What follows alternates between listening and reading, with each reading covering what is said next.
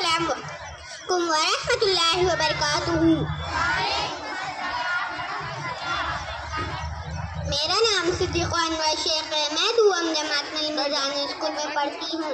आज मैं आप सबके सामने यौम आज़ादी के मौके पर एक तकरीर पेश कर रही हूँ। समाअत फरमाइए। चमन अपना, वतन अपना, ज़मीन और आसमां अपना, जहाँ हमें सबसे प्यारा हिंदुस्तान अपना। मौजूद क़ाबिल सद्र सामाईन, जैसा कि आप सब जानते हैं, हम यहाँ यौम आज़ादी मनाने के लिए यकजा हुए हैं। आज़ादी से कबल हम अंग्रेज़ों की ग़ुलामी ज़ंजीरों में जकड़े हुए थे। अंग्रेज़ हुक्मरान भारतीयों पर जुल्म सितम किया करते थे। बहुत सी जद्दोजहद और कुर्बानियों के बाद हमारा मुल्क 15 अगस्त 1947 को आज़ाद हुआ।